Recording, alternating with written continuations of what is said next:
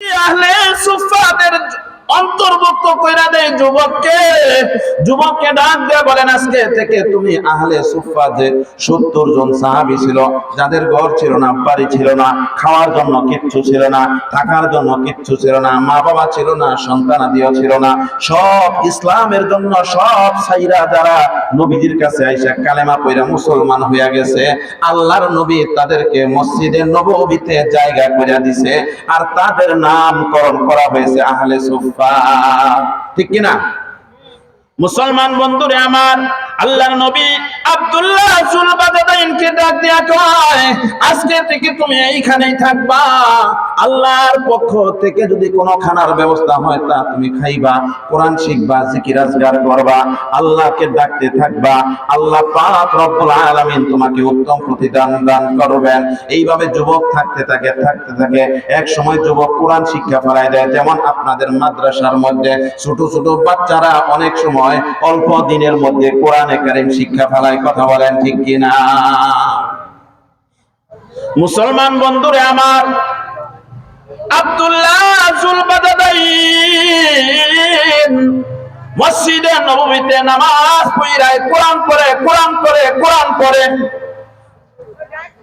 এত জোরে জোরে কোরআন তেলাওয়াত করে, তার জোরে জোরে তেলাওয়াত করার ফলে অন্য সাহাবীরা বিরক্ত বোধ করে। এক সময় নবীজির কাছে যায়, নালিশ করে, আপনার আব্দুল্লাহ এত জোরে কোরআন তেলাওয়াত করে, ওর জোরে পড়ার কারণে আমরা সবাই পড়তে পারি না। ওগো নবীজি, দয়া কইরা যদি বইলা দিতেন আব্দুল্লাহ যদি একটু আস্তে আস্তে কোরআন তেলাওয়াত করত। সাহাবীদেরকে আল্লাহর নবী ডাকতে বলে, সাহাবীরা রে, ওরে থামাস না, আমার আব্দুল্লাহ এই কোরআনের জন্য, আল্লাহর জন্য, আমার জন্য ঘর ছাড়ছে, বাড়ি ছাড়ছে, আপনজন ছাইরা দিছে, সব সম্পদ ছাইরা দিছে রে, কিচ্ছু নাই ওর কাছে, কিচ্ছু নাই। কোরআনটা ওর সিনার মধ্যে আছে, কোরআনওয়ালার মহব্বতটা ওর সিনার মধ্যে আছে, আমার মহব্বত দিলের ভিতরে আছে। এটা জোরে জোরে প্রকাশ করে ওর মনের আবেগগুলা ভিতর থেকে বের করে দেয়। ওকে আস্তে পড়তে বলিস না, ও জোরে জোরে পইরা আল্লাহ তাআলার নৈকট্য লাভ করতেছে। চিল্লায় বলেন সুবহানাল্লাহ। সামনের দিকে আরো ভয়ঙ্কর কিছুদিন পর তাবুকের যুদ্ধ সংঘটিত হবে, অনেক ব্যয়বহুল খরচ হবে। আল্লাহর নবী সকল সাহাবীদেরকে একত্রিত কইরা ডাক দিয়া বললেন, ও সাহাবীরা, তাবুকের যুদ্ধ অনেক লম্বা সফর, অনেক লম্বা দিন লাগতে পারে, বিজয় লাভ করতে অনেক সময় লাগতে পারে। আল্লাহর কাছে দোয়া করো এবং তোমরা তোমাদের সামর্থ্য অনুযায়ী যা পারো সবাই কিছু কিছু বাইতুল মালে জমা করো। আপনারা জানেন, এই তাবুকের যুদ্ধের জন্য হযরতে আবু বকর সিদ্দিক রাদিয়াল্লাহু তাআলা নবীজির কাছ থেকে সংবাদ পেয়ে দৌড়ে চইলা যায়, বাড়ির ভিতরে চইলা যায়, বিবি সাহেবকে ডাক দিয়ে বলেন, নবীজি কিছু চাইছে, আমার ঘরের মধ্যে কিছু আসেনি। বিবি সাহেব ডাক দিয়া বলে, তেমন কিছু নাই, দেখি কিছু আছে নাকি। বিবি সাহেব কোলার মধ্যে, জালার মধ্যে, বিভিন্ন অবস্থার মধ্যে খুঁজা অল্প কিছু খেজুর পায়, মাত্র কয়েকটা দিনার পায়।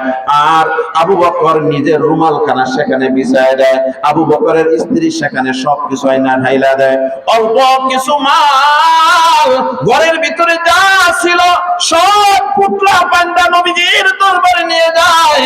ঘর থেকে যখন আবু বকর বের হয়ে যায়, বিবি সাহেবকে ডাকতে বলে, বিবিরে আরো কিছু আসেনি ঘরের মধ্যে, বালা পেরা খুঁজা দেখ। আর ইসলামের জন্য, দ্বীনের জন্য তাদের দিলের ভিতরে কেমন দরদ ছিল। আর আমাদের কাছে যদি বলা হয় দ্বীনের জন্য, মসজিদের জন্য, মাদ্রাসার জন্য, কোরআনের জন্য, ভালো কাজের জন্য কিছু দাও, তখন আমরা মনে মনে বলি, হুজুর কত খায়া দেয়া কাম নাই, বারবার খালি অন্যের টাকার দিকে লোভ করে, কথা বলেন ঠিক কিনা? না বাজান, হুজুরেরা তো নিজের জন্য লোভ করে না, হুজুররা চায় আপনারা যেন দুনিয়ার সম্পদ দিয়া জান্নাত ক্রয় করতে পারেন, দুনিয়ার সম্পদ দিয়া যেন জান্নাতের মধ্যে বাসস্থান বানায় নিতে পারেন। এই জন্যই তো আল্লাহর নবী জানিয়ে দিয়েছেন, মান বানা লিল্লাহি মাসজিদা, যে ব্যক্তি দুনিয়াতে মসজিদ বানাইলো, বানাল্লাহু লাহু বাইতান, আল্লাহ পাক রব্বুল আলামিন তার জন্য ঘর বানায় ফিল জান্নাহ, জান্নাতের ভিতরে। চিল্লায় বলেন সুবহানাল্লাহ। সবাই দেয়, আবু বকর দেয়, উমর দেয়, উসমান দেয়, হযরত আলী দেয়, সব সাহাবীরা আয়েশা দান করে।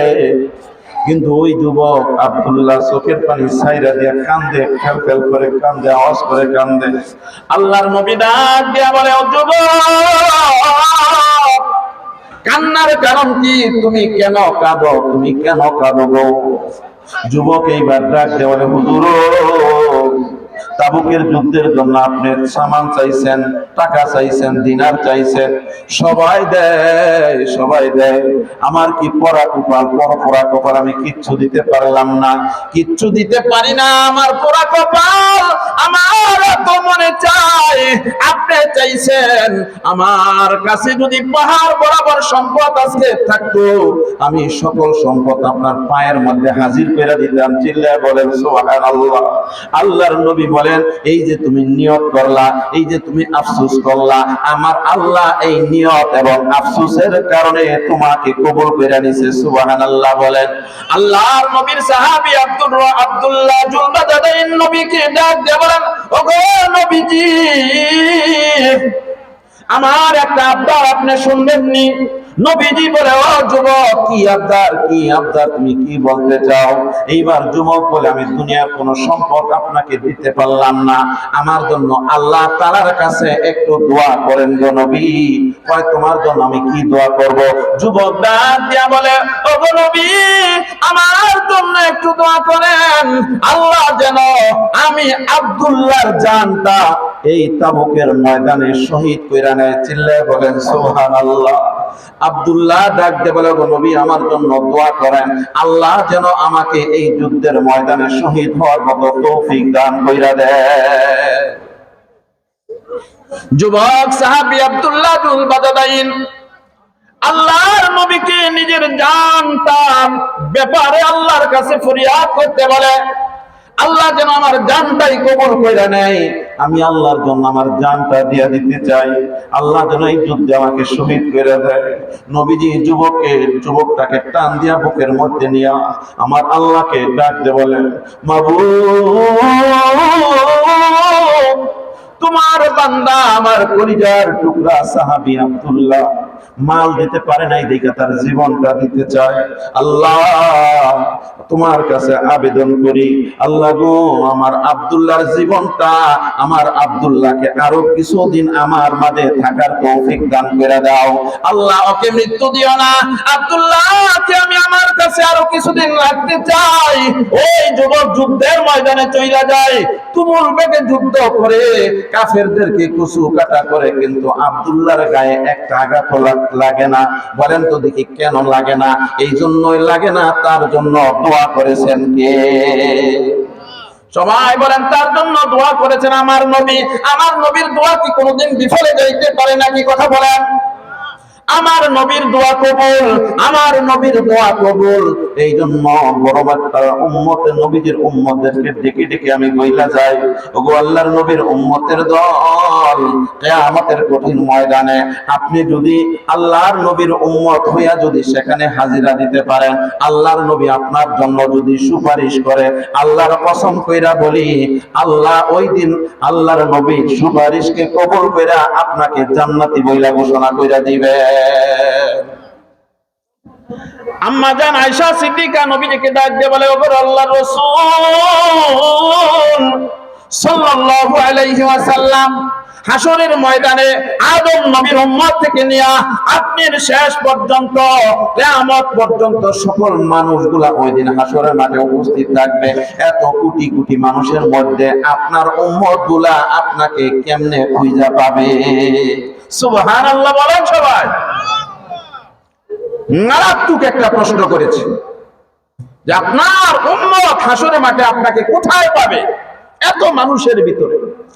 আল্লাহর নবী আয়েশাকে ডাক দিয়ে বলে, ও আয়েশা, আমার উম্মতকে জানাইয়া দিও কিয়ামতের দিন হাসরের মাঠে কোটি কোটি মানুষের ভিড়ে আমার উম্মত যদি আমাকে 4 জায়গায় তালাশ করে, বলেন তো দেখি কয় জায়গার কথা নবীজি বলেন? সবাই বলেন কয় জায়গা? আল্লাহর নবী বলেন আমার উম্মত আমাকে 4 জায়গায় তালাশ করলে খুঁজে পাবে। আম্মা জান সিদ্দিকা রাদিয়াল্লাহু তাআলা আনহা ডাক দিয়া বলেন, সেই 4 জায়গা কোন জায়গাগুলো? যেই 4 জায়গার কথা আপনি বলতেছেন, কোন কোন সেই 4 জায়গা? আল্লাহর নবী বলেন, আয়েশা রে, আমার উম্মতকে জানিয়ে দিও তোমার এই সংবাদ যেন আমার ওই বাংলাদেশের অন্তর্গত টাঙ্গাইল জেলার সখীপুর থানাধীন বড়বাগ পাড়ার এলাকার আমার কিছু উম্মত থাকবে, তারাও তো হাসরের মাঠে আমাকে তালাশ করবে। কথা বলেন ঠিক কিনা? হাসরের মাঠে তারাও আমাকে 4 জায়গায় খুঁজে পাবে। 4 জায়গায় খুঁজে পাবে। নাম্বার 1 নাম্বার হলো আমার উম্মত যেই দিন হাসরের মাঠ কায়েম হয়ে যাবে, আল্লাহ যখন কাহার রূপ ধারণ করবে, আল্লাহ যখন রাগান্বিত হয়ে যাবে, আদম নবী থেকে নিয়ে শেষ নবী পর্যন্ত সবাই ওই দিন আতঙ্কিত হয়ে যাবে।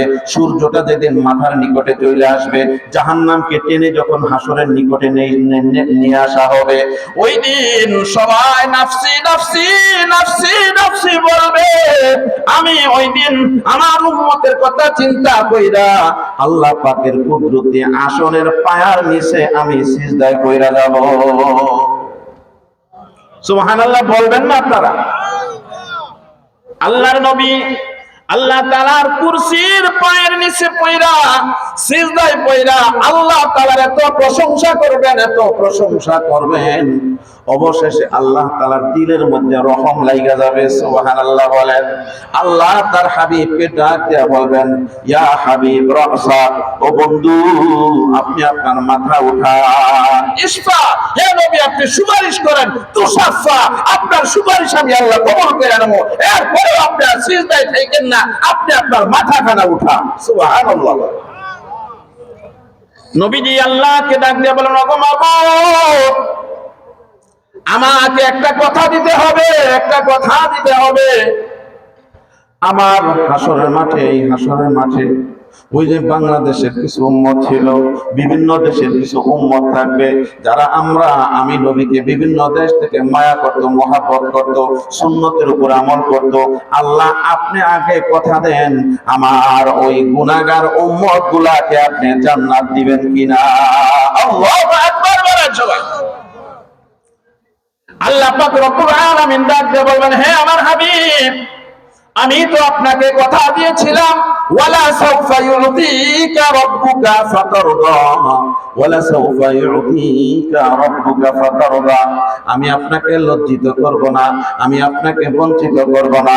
ওগো আমার হাবিব, আপনি যা চাইবেন, যত চাইবেন, চাইতে চাইতে যা কিছু চাইবেন, আমি আল্লাহ আপনার সকল চাওয়াকে পূর্ণতা দান করে দেব। সুবহানাল্লাহ বলেন।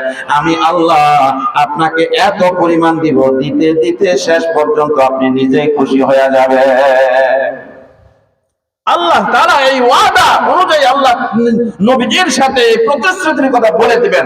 আল্লাহর নবী ওই দিন মাথা তুলে সর্বপ্রথম বলবে, হে আল্লাহ আপনি আমার উম্মতদেরকে রক্ষা করুন। চিল্লায়ে বলেন সুবহানাল্লাহ।